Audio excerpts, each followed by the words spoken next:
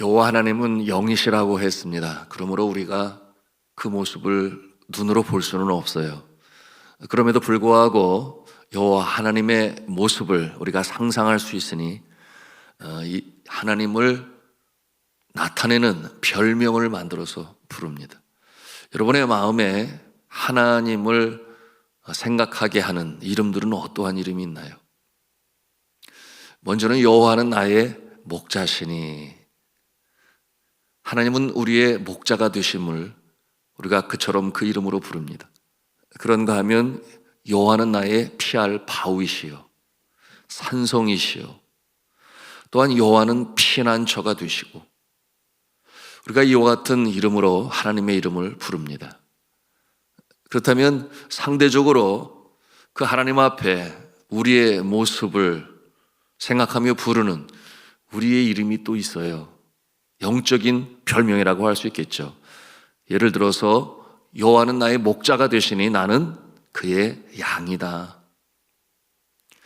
여호와는 포도원의 농부가 되시고 예수님은 참 포도나무가 되시니 나는 그의 가지다. 이와 같은 모습으로 하나님 앞에 우리의 모습을 별명으로 부릅니다. 그런가 하면 우리가 믿음으로 견고하여 똑바로 섰을 때 칭찬하시며 부르는 이름이 있으니 너희는 세상의 빛이다. 너희는 세상의 소금이다. 또한 사도 바울은 우리가 어떤 모습이 되어야 할지 그 이름으로 가르쳐주고 있으니 너희는 그리스도의 향기다. 그리스도의 편지다. 그리스도의 대사여 그리스도의 군사다. 자, 이와 같은 이름으로 우리의 정체성을 나타내 보여주고 있습니다. 자, 오늘 우리가 묵상하는 이 시편 80편에 바로 그 이름처럼 목자 되신 그 하나님 앞에 상대적으로 연약하고 또한 돌봄을 받지 아니하면 야수의 밥이 되는 양의 모습으로 이스라엘 백성들 나타내고 있습니다. 그런가 하면 또한 하나님께서는 포도원의 농부가 되시니 그 백성들은 포도나무이다. 이와 같은 내용으로 우리에게 가르쳐주고 있습니다. 자, 우리 1절 말씀 같이 읽도록 하겠습니다. 1절입니다. 시작. 요셉을 양떼같이 인도하시는 이스라엘의 목자여 귀를 기울이소서. 그룹 사이에 좌정하신 이여 빛을 비추소서. 목자와 양의 관계는 불가분리의 관계죠. 그러므로 양이 없는 목자가 있을 수 없으며 또한 목자 없는 양들은 앞서 말씀을 드린 것처럼 갈 바를 알지 못하니 야수의 밥이 되고 마는 것입니다. 하나님과 우리와의 관계가 그러하다라고 하는 것이죠. 그런가 하면 포도원의 농부, 그 모습이 또한 등장하고 있는데요. 8절과 9절 말씀 같이 다시 읽도록 합니다. 시작. 주께서 한 포도나무를 애굽에서 가져다가 민족들을 쫓아내시고 그것을 심으셨나이다. 주께서 그 앞서 가꾸셨으므로 그 뿌리가 깊이 박혀서 땅에 가득하며, 농부 되신 주께서 포도나무를 심으셨나이다. 그리고 가꾸셨나이다. 이렇게 표현을 하고 있어요. 여러분, 이와 같은 모습을 통해서 하나님은 우리의 농부가 되시고 우리는 포도나무가 되고 하나님께서 우리를 돌보시기에 열매를 맺을 수 있다. 그분의 은혜에 대해서 또한 우리가 알 수 있습니다. 자, 그런데 말씀해 보니 이 농부 되신 하나님께서 이 포도나무를 가져다가 심으셨다, 이런 표현이 나와요. 어디서 가져다가 심으셨다는 거예요? 보니 애굽 땅에서 하나님께서 이 포도나무를 가져다가 약속의 땅 가나안 땅에 심으셨다. 그리고 돌보셨다. 이와 같은 내용으로 말씀하고 있습니다. 여러분, 애굽 땅은 영적으로도 그 설명이 있으니 그곳은 세상이요, 또한 자유가 없는 압제 속에서 고역과 노역으로 어려움을 당하는 영적으로 그야말로 어두운 세상입니다. 그런데 하나님께서 그곳에 있는 이스라엘 백성들을 건져내셔서 출애굽하게 하시고 약속의 땅 가나안 땅에 들어가게 하셨다라고 하는 것인데요. 여러분, 이와 같은 내용은 아주 심오한 뜻을 가지고 있으니 구원의 역사가 그렇게 이루어진다라는 것입니다. 여러분, 우리가 구원받는다라고 하는 것은 나의 능으로 나의 힘과 의지로 되지 아니합니다. 하나님께서 애굽의 땅에서 포도나무를 가져다가 약속의 땅에 놓으신 것처럼, 심으신 것처럼 주님의 은혜로 말미암아 우리가 구원받는 줄로 믿으시기를 바랍니다.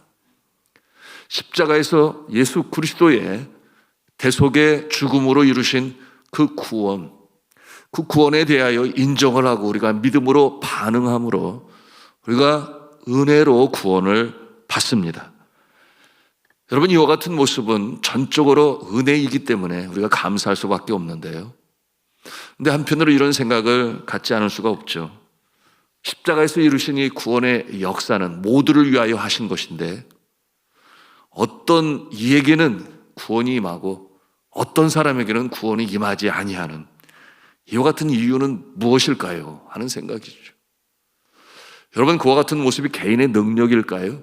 아니면 하나님의 선택일까요? 성경은 이에 대해서 아주 분명히 말씀하죠. 에베소서 1장 4절에 있는 말씀이 이러합니다. 곧 창세전에 그리스도 안에서 우리를 택하사 우리로 사랑 안에서 그 앞에 거룩하고 흠이 없게 하시려고 그 기쁘신 뜻대로 우리를 예정하사, 택하시고 예정하신 분이 하나님이시요, 그러므로 하나님께서 구원하실 자를 미리 예정하셨다, 그런 말씀이에요. 자, 이와 같은 내용을 볼 때 우리가 이런 생각 가질 수 있습니다. 그러면 뭐 전도 하나 안 하나 그냥 하나님이 다 알아서 하시겠네. 택함 받은 자는 어차피 구원 받을 것이고 택함 받지 아니한 자는 아무리 전도를 해도 구원 받을 수가 없겠네, 이런 생각을 갖게 되죠. 그렇죠. 자, 그런데 누가 택함을 받았는지 택함을 받지 않았는지 그 영역은 하나님만이 아시고 우리는 알지를 못해요. 그런데 예수님께서 뭐라고 말씀을 하시는가? 너희는 온 천하에 다니며 만민에게 복음을 전파하라. 전도하라고 하는 것이죠. 그런가 하면 로마서 10장 14절에는 뭐라고 말씀하시는가? 듣지도 못한 일을 어찌 믿으리요? 전파하는 자가 없이 어찌 들으리요? 또한 디모데후서 1장 2절에는 뭐라고 말씀을 하시는가? 너는 말씀을 전파하라. 때를 얻든지 못 얻든지 힘쓰라. 이렇게 우리에게 말씀합니다. 여러분, 이와 같은 내용은 이 구원의 역사를 이루매 하나님께서는 먼저 된 믿음의 사람들을 통하여 복음을 전파하게 하시고 또한 그 복음을 듣게 하심으로 하나님께서 구원하신다, 이와 같은 내용이에요. 이해가 되시죠? 그러므로 구원에 있어서 인간 편에서의 역할이 있다. 그것은 뭐냐 하면 주님의 명령에 순종하여 복음을 듣지 못한 자에게 전하는 것입니다. 그리고 이 구원을 이루시는 것은 하나님의 주권이라고 하는 거예요. 하나님의 영역입니다. 이는 유대인 같은 혈통으로도 아니요, 또한 육정으로도 아니요, 사람의 뜻으로 되는 것이 아니라 오직 하나님의 뜻으로 되는 것입니다. 이렇게 볼 때 성도 여러분, 우리는 생각할 수 있습니다. 나처럼 부족하고 연약한 자를 하나님께서 택하셔서 주님의 때에 복음을 듣게 하시고 예수를 믿어 구원받게 하셨으니 이 얼마나 놀라운 일인가, 얼마나 크신 은혜인가, 얼마나 신비스러운 일인가. 여러분, 이 놀라운 주님의 은혜에 우리는 감사할 수 있어야 하겠습니다. 하나님께서 애굽에 있는 이 포도나무를 가져다가 이 약속의 땅에 심으신 거예요. 바로 이 역사가 이 구원의 역사 가운데 우리 가운데 나타나신 것입니다. 나타난 것입니다. 여러분, 이와 같은 일들은 정말 우리의 상상을 초월하죠. 하나님이 하시는 거예요. 불교에 영향력을 미치는 스님들 중에 예수를 믿는 역사가 있어요. 어떻게 그럴 수가 있을까? 그들의 믿음으로 그렇게 강한 믿음으로 가지고 있는 자들이, 그런가 하면 그들 중에 심지어는 신학을 공부하고 목사님이 되신 분들도 여러 분 계세요. 그 중에 한 분, 대한불교 정토종 교육국장이었던 해경 스님, 그의 이름이 김성화인데요. 불교단체의 내분과 정치 문제로 인해서 한때 김해 교도소에 수감됐습니다. 감방 안에서 어느 날처럼 늘 하는 일이 불경을 읽는 것이죠.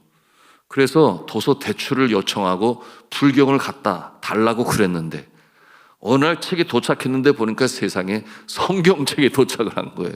참 재밌는 일이죠. 어떻게 성경책이 왔을까? 그래서 불만을 가지고 불쾌하여 책을 갖다 준 청년을 불렀어요. 아니, 내가 불경을 요청했는데 어떻게 이 기독교 서적, 이 성경을 가지고 왔냐고 그렇게 물으니까 그 청년이 뭐라고 그러냐면, 여기도 진리가 담겨져 있으니 한번 보세요. 저는 오늘 제대합니다. 그러니까 아마 전경이었는지 자기가 의무기간으로 그 일을 감당하던 청년이 그렇게 말하고는 사라졌어요. 참 재밌는 일 아닙니까? 그러니 이 감방 안에서 무슨 할 일이 있겠습니까? 그래서 불경 대신 성경을 읽게 되었는데, 그런데 이 성경을 읽어가는 가운데 놀라운 일이 벌어진 거죠. 그가 그처럼 의문을 가지고 인생의 죽음에 대하여 알기를 바랐던 내용이 이 성경 안에 있는 거예요. 그러니 그가 깜짝 놀라고 그야말로 전기가 감전하는 것 같은 그런 충격을 받았다. 그의 표현이 그러합니다.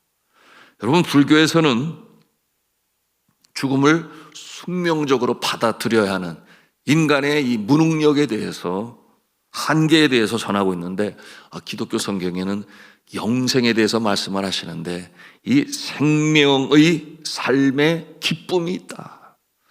그러므로 이 세상에 그런 숙명적인 모습으로 가라앉거나 그것으로 인하여 포기, 절망이 있는 것이 아니라, 이처럼 생명을 주신 하나님께 감사하고, 또한 예수 그리스도를 믿는 자는 영원한 생명을 얻게 되니 그것이 그의 마음에 기쁨이 되고 확신이 되고 감사가 되었다 그랬어요. 그래서 전율을 느꼈다 그랬는데요, 근본적인 인생의 문제를 해결한 그 참 진리를 통하여 그가 예수를 믿게 되었죠. 성경에 있는 말씀처럼 진리를 알지니 진리가 너희를 자유케 하리라. 이와 같은 체험으로 말미암아 그는 변화됩니다. 예수를 믿었을 뿐만 아니라 나를 위하여 십자가에 달려 돌아가신 예수 그리스도의 그 사랑이 너무나 감사해서 그는 헌신하고자 하여 침례교 신학대학원에서 공부를 하고, 그리고 목사가 되어서 목회를 잘 감당하고 있으니, 여러분, 누가 하시는 거예요? 하나님이 하시는 거예요. 사람의 능력과 상상으로 되어지지 아니합니다.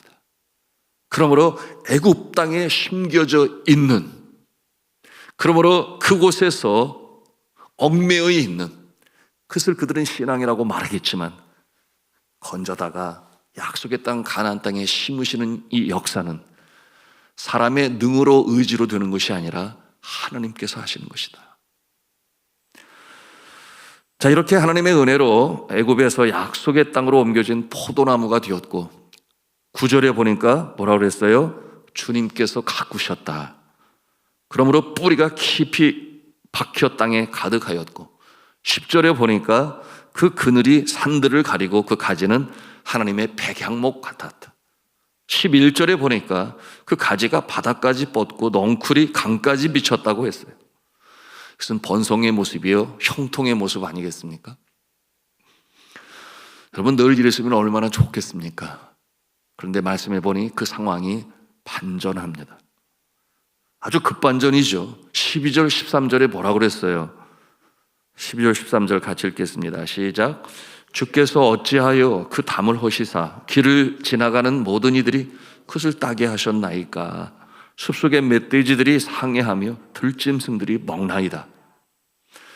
그런가 하면 16절에 보니까 그 상태가 어떠합니까? 16절 말씀이에요. 그것이 불타고 배임을 당하며 주의 면책으로 말미암아 멸망하오니. 왜 이와 같은 처지에 이르렀을까요?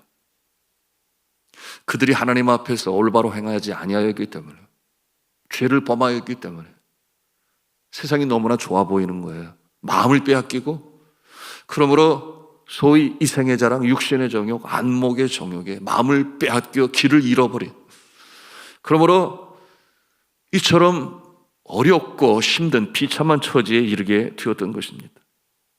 포도나무 뿌리에 도끼가 놓여 있다. 여러분, 누가 그렇게 말했어요? 세례 요한이 그렇게 경고를 했습니다. 왜 그런 엄중한 경고를 했겠습니까? 하나님의 백성들이 하나님 보시기에 올바르게 행동하지 아니하니, 여러분, 그야말로 세상이 좋아 죄를 범하게 되었으니 세례 요한이 그렇게 외치는 거예요. 그러므로 그가 외치기를 이미 도끼가 나무 뿌리에 놓였으니 좋은 열매를 맺지 아니하는 나무마다 찍혀 불에 던지우리라. 그리고 책망합니다. 회개하라, 천국에 가까웠느니라. 여러분, 오늘 말씀에 이처럼 어려움을 당하는 포도나무로 비유된 이스라엘 백성들, 이 시대를 살아가는 모든 사람도 마찬가지겠죠. 오늘 말씀에도 그 상태에 있음을 볼 수가 있는데요, 그들이 하나님께 간청합니다. 3절 내용을 보시겠습니다. 3절 말씀 같이 읽습니다. 시작. 하나님이여 우리를 돌이키시고 주의 얼굴을 비추사 우리가 구원을 얻게 하소서. 이 말씀에 보니 돌이키시고라고 말씀하고 있어요. 돌이키시고. 하나님으로부터 너무 멀리 떠나와 있는 것입니다. 가는 길은 멸망의 길이에요. 그러므로 돌이키시고, 내 스스로 내가 어쩌지를 못합니다. 초도부터 계속 이어지는 내용인데요, 내가 내 자신을 마음대로 다스리지도 못해요.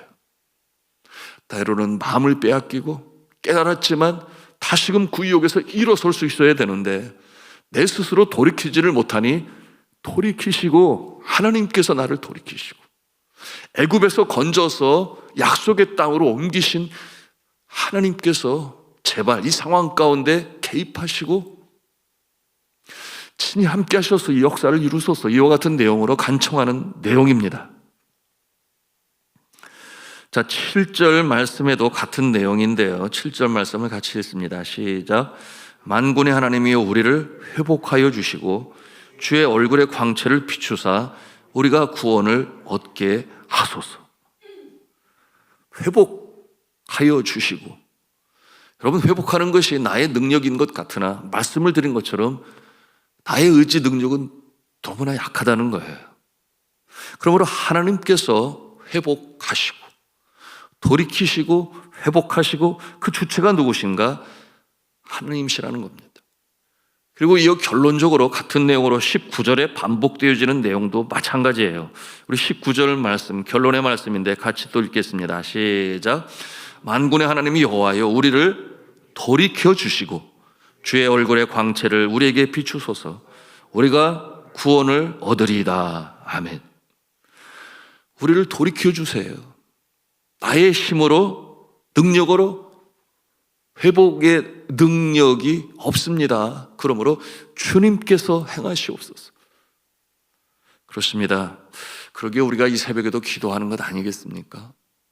하나님의 은혜가 필요하고 주님의 은총이 필요합니다. 내 능력으로 할 수 없으나 하나님은 가능하십니다. 주님 앞에 진정한 회개와 십자가 보혈의 용서와, 그리고 용서받은 자를 세우시는, 어느 때까지니까 우리가 지난 시간에 나누었습니다. 여러분, 이처럼 주님의 보혈로 인한 용서 이후에 우리를 새롭게 하시는 징계의 과정이 있다 그랬죠. 그러므로 우리를 새롭게 하셔서 마침내 주님 기뻐하시는 성품의 모습으로 설 때 포도나무에 그 포도가 열리되 풍성이 열리는 그 모습으로 아름답게 역사하실 줄로 믿으시기를 바랍니다. 이것이 우리의 구원의 서정이라고 할 수 있겠습니다. 우리는 무익한 존재예요. 무능한 존재예요. 처음부터 그랬습니다. 예정받은 존재로 택함을 받아 구원을 받은 것도 다의 능력으로 든 것이 아니라 그랬어요. 여러분, 이 새벽에 우리가 기도할 때 하나님의 은총이 우리의 심령을 살리고 또한 새롭게 하시고 또한 우리를 변화시켜 가시는 과정 가운데 우리가 기도함으로 인내하며 견디게 하시고 마침내 뿌리를 깊이 내리고 그리고 아름다운 열매를 맺는 모습의 삶이 되도록 하나님 은총을 베풀어 주옵소서. 우리가 이 시간에도 주님 앞에 기도하시며 나가시겠습니다. 우리가 함께 기도하겠습니다.